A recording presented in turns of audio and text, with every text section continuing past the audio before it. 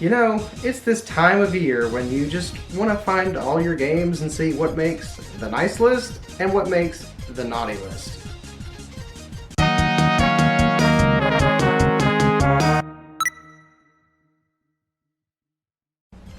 Hey friends, I'm Pragmatik and I like to talk about video games. And if you've been a long-time viewer of my channel, then you know that one of my favorite games, especially around Christmas time, is the Snowboard Kids series. And I say series, but Snowboard Kids is really just Snowboard Kids 1, 2, and the rework on the PlayStation, Snowboard Kids Plus. And that's it. Well, it would be if back in 2005, Atlas didn't go back and try to rework the entire series over, labeling it Snowboard Kids SBK, or maybe Snowboard Kids DS, or Snowboard Kids, I really don't know what this is called.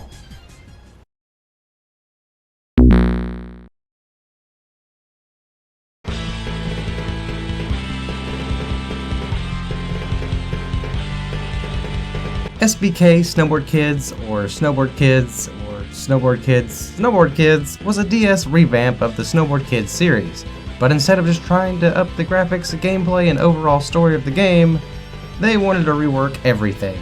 And like a lot of series that suffer the same fate, many fans were divisive on the direction of Snowboard Kids. And I'll just come out and say that I am with those that did not take this change fondly. Taking away those big comical noses is the most surefire way to dissuade me from buying into your new and improved art style. And that's just the start. The personalities of each and every Snowboard Kid I grew to love had now been replaced by moodier and edgier motives. Slash is his usual self, being overconfident, establishing a rivalry with a newcomer by the name of Brad, but Nancy, who was basically an all-around sweetheart, now thinks of herself as an elite that's better than everyone else. She basically has the worsened personality of Linda. And what of Linda? She's not even in this game. She's been replaced by Brad. Oh, Brad! Like seriously, all these changes are for the worse. Except for Jam. He basically went from mischievous troublemaker to laid-back Jamaican who just wants to be cool. Yeah, that's fine. But the biggest offense has to be Tommy.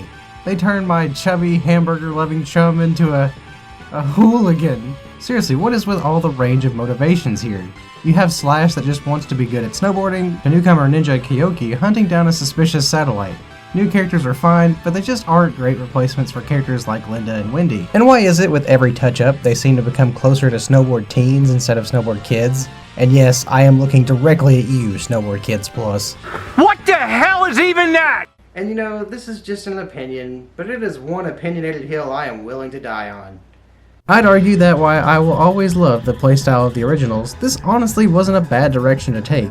Instead of having an offensive and defensive weapon gained via mystery boxes scattered throughout the courses, the players now only have to worry about defensive weapons in these boxes, with a personalized offensive move built up from charging up a meter by performing tricks being the new feature. The offensive moves are exclusive only to the characters you're using, and the intensity of the move is determined by just how much you allow your meter to charge. You have Slash's Jolt, Jam's Shockwave, both of which stun enemies, to more direct attacks like Brad's Fireball and Tommy's Homing Missile, both of which will knock you to the ground, needing you to recover yourself. But only having these moves doesn't take away from the gameplay, because there is much more to worry about in the form of those boxes. You still have the classic items like the 1-ton weight that weighs down your opponents for a small while, to newer tricks like fog that you have to utilize your DS to deal with. In fact, a lot of the game's mechanics rely on the features of the DS. You'll have to blow away the aforementioned fog with the mic on your DS, or even scream into it to wake up your character if they've been hit with a sleep spell. The interaction with the DS is a pretty neat feature, and one that helps keep you engaged. While you can perform a lot of tricks you used in the past games, you can now quickly hit certain sequences on the DS touchscreen to activate special tricks. These will not only add to your score, but also adds a flashy move that increases the level of your meter. The only problem here is that these fancy moves can last so long that they can cause you to crash if you didn't hit the sequence fast enough, so do so with caution. The feeling of the boards is pretty spot on too. You have the varied board types just like in the previous games, but to me they don't feel vastly different. I felt I was able to keep up well enough with the basic board more so than needing to upgrade almost immediately like in the previous game. It's not something I feel is a big deal, but it does make each board feel a little underwhelming, especially when each board and each level of the board costs so much. But like its predecessors, Snowboard Burger King Kids has a lot of things to buy, from new clothes to different boards, and even the looks of the boards, even to being able to change your shot type for your special move and cheat codes for the game. You can even buy secret characters, which just to spoil you is Jack Frost and Black Frost from the Shin Megami Tensei series. I like to think this alludes to the future of Atlus relying heavily on that series for new content. I'm not going to say that SBK is a bad game. I just don't agree with some of the notions of taking away character personalities, changing the art style. If anything, they could have at least left some semblance of a story.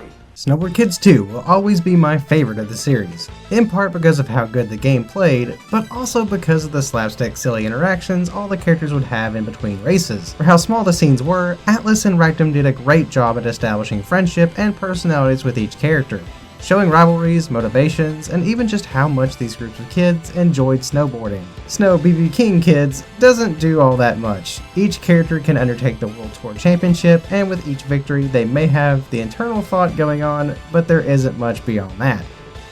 The gameplay is fun enough to keep you entertained for a while, but not having the characters partake in situational shenanigans kind of makes the game feel a little lifeless beyond racing and just having goals written on the game's booklet, which, if you honestly read them side by side, they don't even feel like they're friends. It just takes away so much from what was already pre-established. It basically feels like I'm just selecting random characters at this point. But if you do abandon personal attachment, then there is plenty to play here. The World Tour Championship offers a nice blend of competitive races and time trials that both had to be completed with varying requirements depending on the difficulty you've chosen. Beyond that, there are slalom trials and even boss battles you can undertake. And hey, you can even play 4-person multiplayer if that sounds appealing, despite this game being out for over 15 years. There is entertainment to be had with Snow DS Kids, but I don't think it's unfair to hold it to the standards preset by earlier titles in the series. A revamped title should always try to be at least on par, if not better than the originals. And with SBK Snowboard Kids SBK, it's just not there. Surprising when this is such a long transition from the N64 to the DS. There's too much lost and not enough stuff to make up for it. One of the best aspects Snowboard Kids had going for it was the music. Every course in Snowboard Kids 1 and 2 had a theme that felt it belonged there. You could match each theme to the level it played in. With Snow BK Kids, the music isn't bad, but mostly it's nothing that you'll ever remember. And why is that? Because songs play randomly over stages. Songs aren't exactly tethered to each level.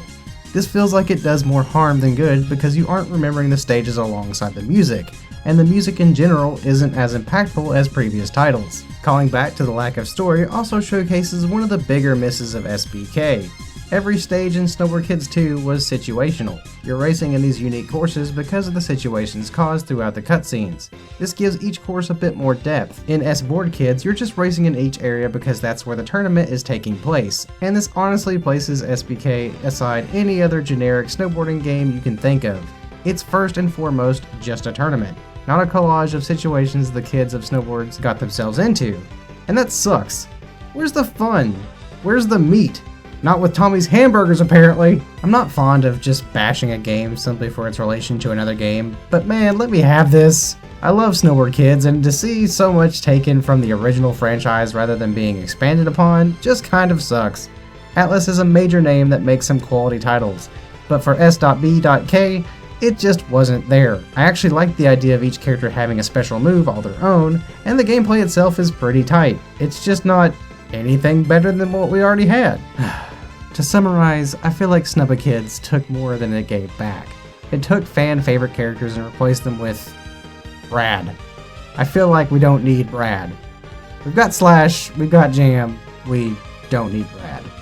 And taking away cutscene scenario storytelling really just makes the whole game feel bland and lifeless.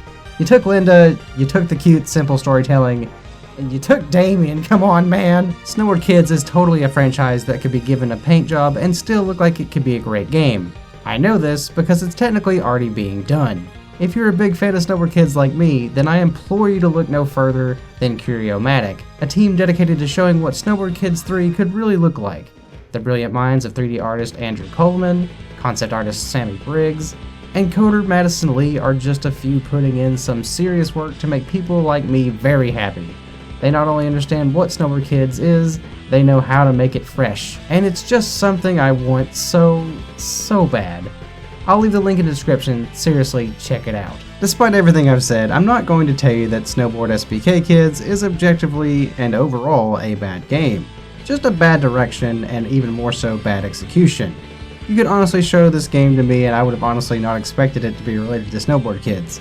and if given the choice, there isn't much I'd take from it to put into a new Snowboard Kids game, save for the idea of unique special moves and Jam's fun Jamaican voice. I would wager that SBK Snowboard Kids is honestly why we haven't seen anything from the Snowboard Kids series in a long time. But hey, who knows, maybe Atlas will see projects like Curio-Matics and think, hey, there's still something here, people want this, and they want it done well. And it could just be wishful thinking, but Atlas did put out a survey for people to take to see what products they would like, and Snowboard Kids was on that list. So if anything, it at least shows that they do still remember it, and hopefully they do still care. In short, play Snowboard Kids 1 and 2, and play SB Kids if you just want to snowboard or something. Thanks for watching. Thanks for checking out my review on Snowboard Kids DS. Hope I didn't slam it too hard, but man, you can't do that to one of my most beloved series. But if you feel my views were unjust, I'd honestly love to hear it in the comments. I hope you have a great day, happy holidays, and keep it practical.